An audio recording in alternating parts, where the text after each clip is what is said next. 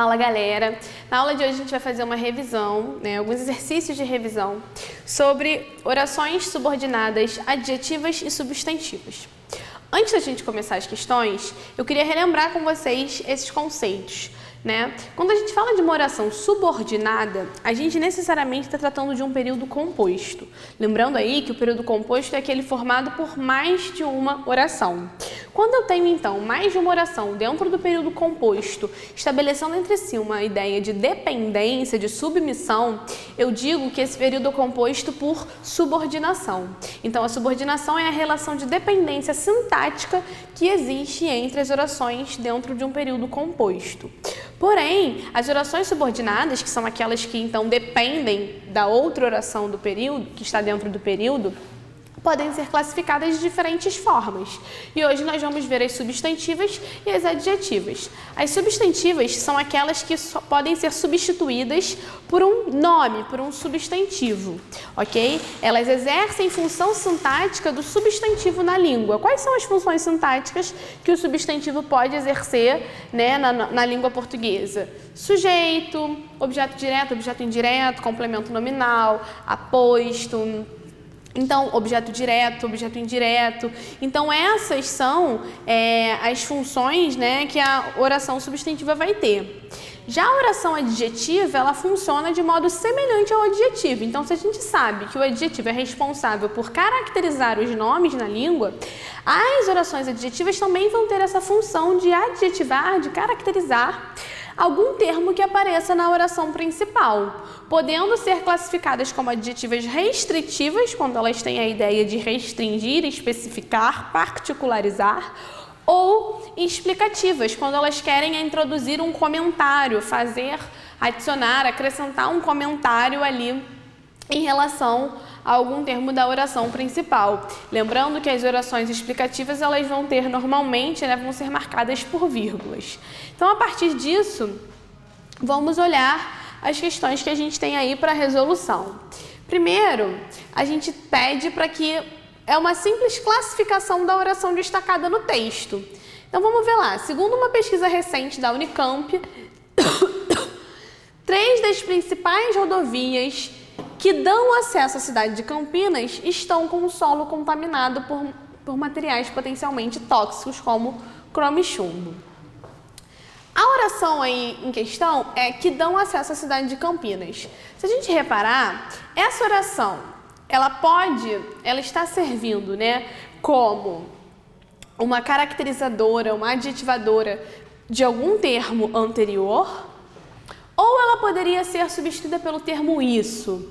Lembrando que essa também é uma característica das orações substantivas, Poder ser substituída pelo termo isso, disso, nisso, algo que venha daí. Toda vez que eu puder substituir a oração por disso, nisso, isso e variantes, a gente necessariamente tem uma oração substantiva.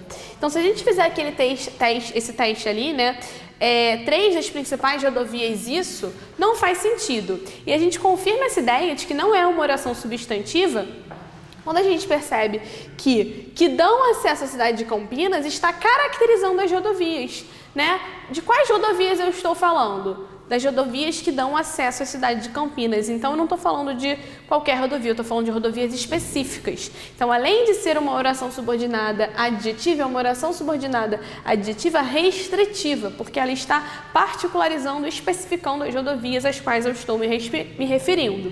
Então, o gabarito dessa questão é letra D de dado, ok? Depois a questão pede para a gente assinalar a opção que não contenha oração adjetiva. Então, na primeira, lembrando, só uma observação, toda vez para você classificar a oração, olha para o seu período composto e vai dividindo oração por oração e percebendo quantas orações você tem ali no total, para você fazer melhor essa análise. Então, aqui, o problema é a primeira oração, que sua proposta não me agrada, é a segunda oração. O problema é isso. Opa, eu percebo que sua proposta não me agrada é uma oração que pode ser substituída facilmente pelo termo isso, o que significa que ela é uma substantiva. Lembram que eu falei isso para vocês?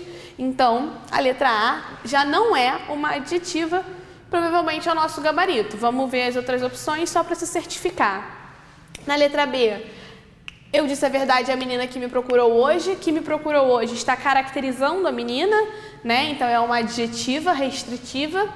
As pedras que me atiras servirão para construir o castelo de tua ignorância. Que me atiras está caracterizando as pedras, então também é uma adjetiva restritiva. E a televisão, que é um grande invento,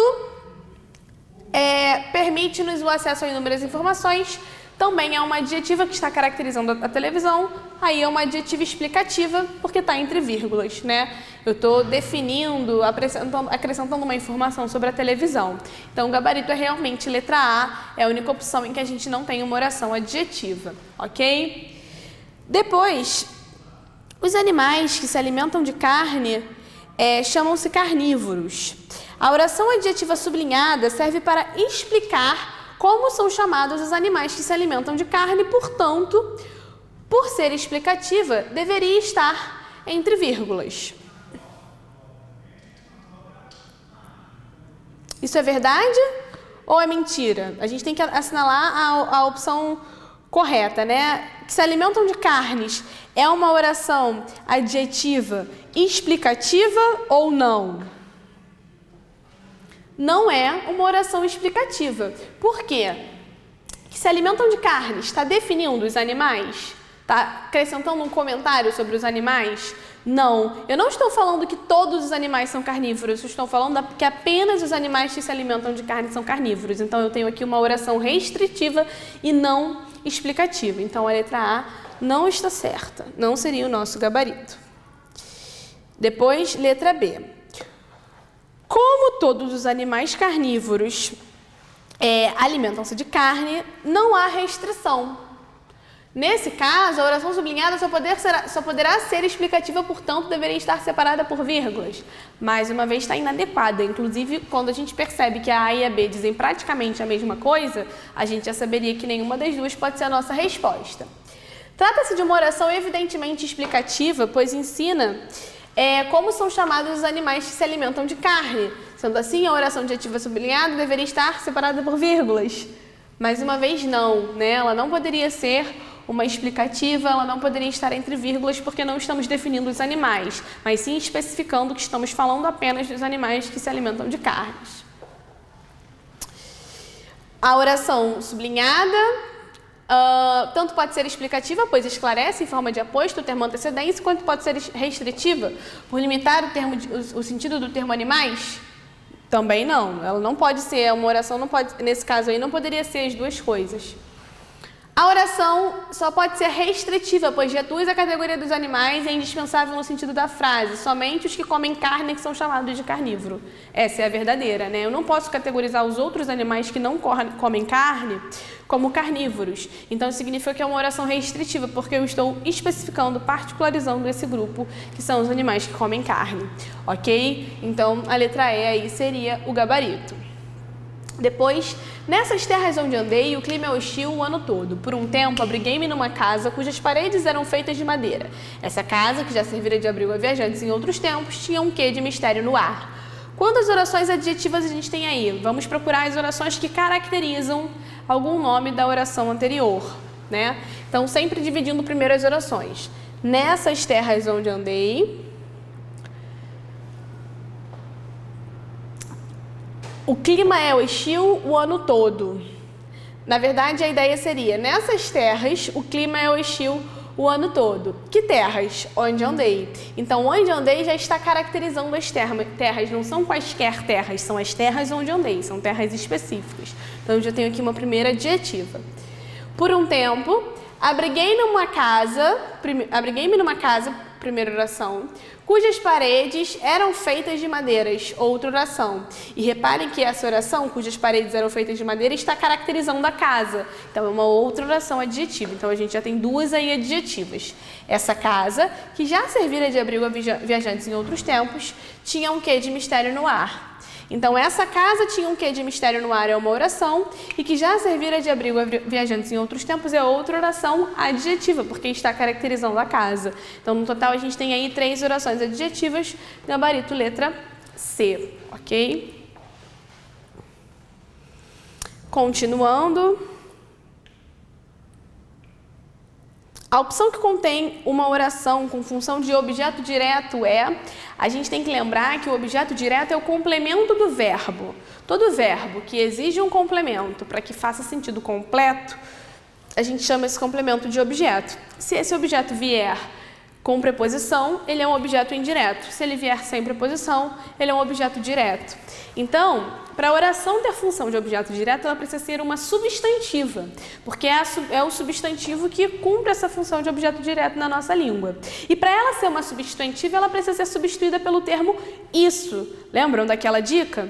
Então, vamos ver. A sociedade parece ser pouco sensível, por exemplo, ao problema do alcoolismo, que representa a primeira causa, blá, blá, blá. Não faria sentido eu substituir por isso ali, né? Então, não é uma oração substantiva. Por outro lado, a comunidade mostra-se extremamente sensível ao uso e abuso de drogas, como maconha, cocaína, heroína e etc. Aí a gente só tem uma oração, então não tem como haver subordinação, não tem como haver subordinação substantiva, nem subordinação substantiva objetiva direta. Recente estudo epidemiológico realizado em São Paulo apontou isso, que 8 a 10% da população adulta apresentam problemas de abuso ou dependência de álcool. Opa, apontou isso. Faz sentido? Faz, né? Encaixa direitinho, eu posso dizer. Apontou isso. Toda essa parte aqui pode ser substituída pelo termo isso. E, de fato, o verbo apontar é um verbo que pede um objeto direto, porque quem aponta, aponta algo. Então, toda essa oração é o objeto direto do verbo apontou. Então, eu tenho aí claramente a letra C, essa oração que cumpre função de objeto direto. Ok? Depois, leia o texto a seguir e responda o que se pede.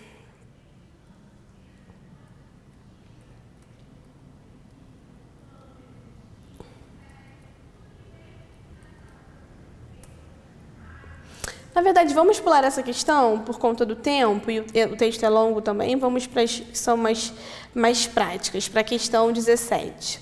Aquela questão 15, ela era mais de interpretação de texto, e vamos focar aqui nas classificações das orações.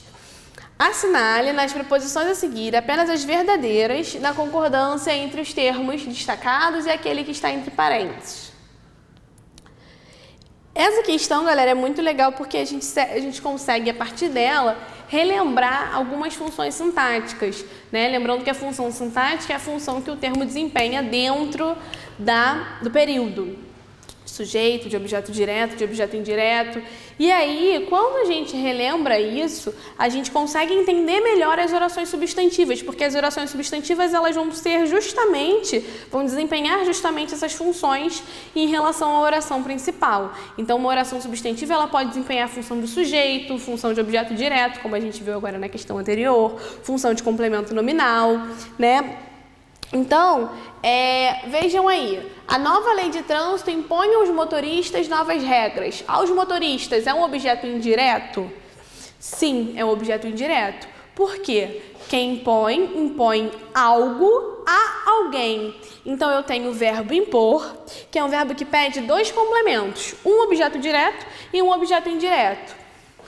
As novas regras seriam o nosso objeto direto. E aos motoristas, como tem aqui, né, o a mais os, então tem a preposição, seria o objeto indireto, ok? Então, a primeira está verdadeira. O processo foi-lhe favorável.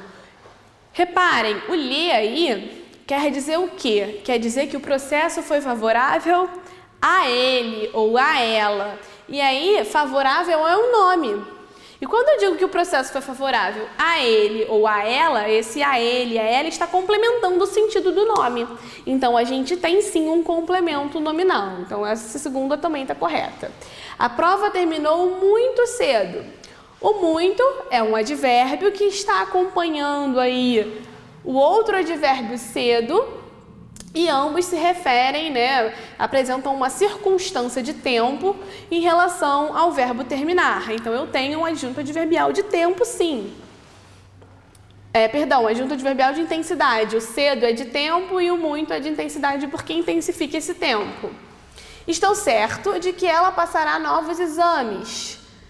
Perfeito, também está correta. Por quê? Estou certo disso. Eu posso substituir toda essa oração pelo termo disso, então já comprova que ela é substantiva. Certo é um nome, ok? É um substantivo. Na verdade, é um adjetivo. Quando eu tenho de que ela passará novos exames complementando o sentido desse nome, eu tenho uma subordinada substantiva completiva nominal. Então, essa também está adequada. Loja com nome estrangeiro paga mais imposto. Quem paga, paga algo. O que paga? Imposto. Então, a gente viu aí que quando o verbo pede algo para ter o seu sentido completo, esse algo a gente chama de objeto direto ou indireto. Quando não há preposição, objeto direto. Aqui não é preposição, né? Mais não é preposição. Então, essa também está adequada. E dorme, cidade maldita, seu sono de escravidão. Cidade maldita é uma informação que está sendo acrescida na verdade, ela não está sendo acrescida, né? Ela está sendo trocada. Eu quero chamar a cidade maldita como se fosse uma invocação, como se fosse um chamamento mesmo. E aí, quando a gente tem, nesse caso, essa invocação, a gente não tem um aposto, a gente tem um vocativo, né? Eu estou chamando a cidade, eu estou invocando a cidade. Então, essa última não está adequada, seria a única errada, né? A única inadequada aí das opções, ok? Depois, a gente tem aí um textinho que pede para a gente entender a importância das orações subordinadas substantivas no trecho a seguir. Lembrando que as subordinadas substantivas são aquelas que podem ser substituídas por isso, ok? Então, deixa que digam. Que digam é uma substantiva? Eu posso dizer deixa disso? Posso, então é. Deixa que pensem, deixe isso também. Então, a gente vai percebendo que o que digam, que pensem, que falem, são orações substantivas. Deixa isso pra lá, vem pra cá, o que tem, eu não tô fazendo nada e você também. Faz mal bater um papo assim gostoso com alguém. Então, essas orações que digam, que pensem, que falem, qual é o sentido que elas constroem aí nesse texto? É a ideia de desdém, né? De despreocupação, de deixa pra lá. Que digam, que pensem, que falem, ou seja, tá aí na terceira pessoa do plural, é uma indeterminação, no sentido de seja quem for, seja quem estiver falando, dizendo, não importa, podem fazer à vontade, que eu não ligo, né? Então, contribui aí para construir essa ideia de despreocupação, de desdém, de deixa pra lá. Como o próprio título já sugere, né? Deixa isso pra lá.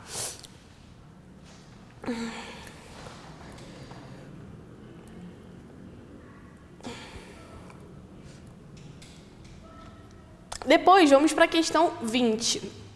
Os meninos de rua que procuram trabalho são repelidos pela população. Reescreva a frase, alterando-lhe o sentido apenas com o emprego das vírgulas. Bom, os meninos de rua são repelidos pela população é a nossa oração principal. E que procuram trabalho, como está caracterizando os meninos de rua, seria uma oração subordinada adjetiva. A possibilidade que a gente tem de transformar o sentido dessa frase é colocando as vírgulas aqui, né? Antes do que e depois de trabalho. Dessa forma, a oração que era restritiva passaria a ser explicativa. E qual seria a mudança de sentido que a gente teria aí? Quando eu falo, os meninos de rua que procuram trabalho são repelidos pela população, sem as vírgulas, eu estou dizendo que apenas os que procuram trabalho são repelidos pela população. Quando eu digo os meninos de rua que procuram trabalho são repelidos pela população, acrescentando as vírgulas, a ideia seria de que todos os meninos de rua procuram trabalho e por isso, né, todos esses são repelidos pela população. Então, na letra A, reescrever é só acrescentar as vírgulas, como eu falei aqui e aqui. Na letra B, explicar a alteração de sentido seria dizer justamente que, sem as vírgulas, a gente está falando que apenas alguns meninos de rua procuram trabalho e são repelidos pela população. Com as vírgulas, a gente passaria a dizer que todos os meninos de rua procuram trabalho e todos eles são repelidos pela população. Ok? Bom, próxima questão aí, para a gente fechar a nossa aula. Tarefa: morder o fruto amargo e não cuspir, mas avisar aos outros quanto é amargo. Cumprir o trato injusto e não falhar, mas avisar aos outros o quanto é injusto. Sofrer o esquema falso e não ceder, mas avisar aos outros o quanto é falso. Dizer também que são coisas mutáveis e quando em muitos a não pulsar do amargo, injusto e falso por mudar de um mundo novo e muito mais humano. Na organização do poema, o emprego da conjunção mais articulam para além de sua função sintática. Vejam, né, que ele usa aqui o mais por 3 vezes, dizendo: e não cuspir, mas avisar os outros o quanto é amargo. E não falhar, mas avisar aos outros o quanto é injusto. E não ceder, mas avisar aos outros o quanto é falso. Então, esse mais, ele traz qual ideia? Vamos ver aí nas opções de resposta.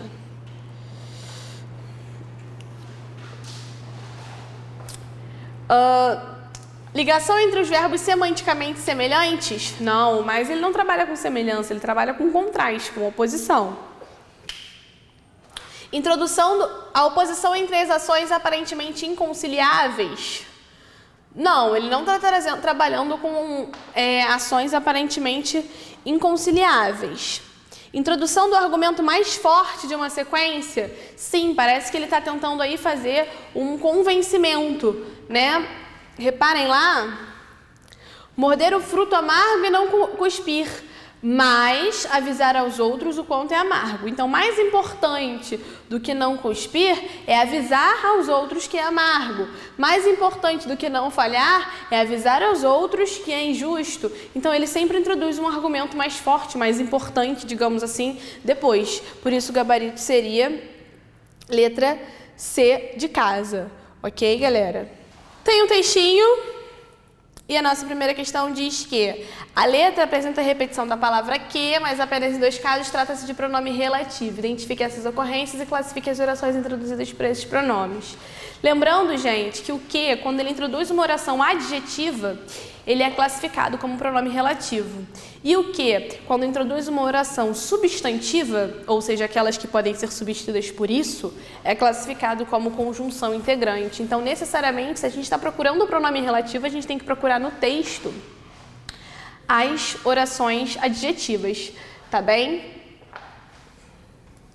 Vamos lá, então, dar uma lida rapidinho. Morena de Angola que leva o chocalho amarrado na canela. Será que ela mexe o chocalho ou o chocalho é que mexe com ela? Reparem que aí já tem a primeira oração adjetiva, que leva o chocalho amarrado na canela. Está caracterizando a morena de Angola, né? Então essa já é a primeira oração adjetiva. Depois repete esse trecho. Será que a morena cochila escutando o cochilo do chocalho? Será que desperta gingando e já sai chacoalhando para o trabalho? Depois repete o refrão. Será que ela está na cozinha guisando a galinha à cabidela? Será que esqueceu da galinha e ficou batucando na panela? Será que no meio da mata, na moita, a morena ainda chocalha? Será que ela não fica afoita para dançar na chama da batalha? Até agora nada de oração adjetiva. Aí depois repete, passando pelo regimento, ela fazia quebrar o sentinela, morena de Angola. Repete. Será que quando ela vai para a cama, morena se esquece dos chocalhos? Será que namora fazendo bochinho com seus penduricalhos? Depois repete o refrão. Será que ela está caprichando no peixe que eu trouxe de Benguela? Opa, outra oração adjetiva, né? No peixe que eu trouxe de Benguela, está caracterizando o peixe. Então essas são as duas orações adjetivas. Que leva o chocalho amarrado na canela, foi mais fácil de identificar porque está no refrão. E que eu trouxe de Benguela é outra oração adjetiva. Qual é a classificação dessas orações? Ambas caracterizam algum termo que está na oração anterior. Aqui o termo caracterizado é peixe e aqui é morena de Angola, então elas são adjetivas e são restritivas porque estão especificando, particularizando esses termos. A gente não tem aí o uso da vírgula, né? Então são restritivas, orações subordinadas adjetivas restritivas. Depois, a aliteração desempenha um papel importante no texto? Sim, o que é a aliteração, gente? A aliteração é a repetição dos sons consonantais, né? Dos fonemas consonantais. Eu não sei se vocês lembram disso, é uma figura de linguagem, mas esse texto foi até um pouco difícil de eu ler, é como se ele tivesse um trava-língua, porque chocalho, depois, essa parte não é tão difícil, né? Mas quando chega aqui, olha só, cochila, escutando o cochicho do chocalho, chocalhando para o trabalho, chocalho. Então esse som de mexe, cochila, chocalho, chacoalha e etc. vai fazendo esse som que é como se fosse o próprio batuque, né? O próprio batuque não, porque chocalho não batuca, mas o próprio som, o próprio chacoalhar do chocalho. Nossa, tá vendo? Fica estranho, é um trava-língua. Por isso que a gente tem aí a aliteração como algo importante no texto, porque contribui, né, para esse sentido do barulho que o chocalho faz. E por fim, além da atmosfera amorosa, há no texto referências à Guerra Civil angolana. Identifique-a. Quando ele fala em batalha aí no texto, já poderia ser uma dessas referências, tá? Sentinela também. Então, esses momentos servem como referência aqui, batalha, como essa referência à guerra, beleza? Bom, gente, é isso. Espero que tenha dado uma esclarecida nas ideias, né, do que é a oração adjetiva, o que é a oração substantiva. Vejo vocês na próxima aula. Um beijo.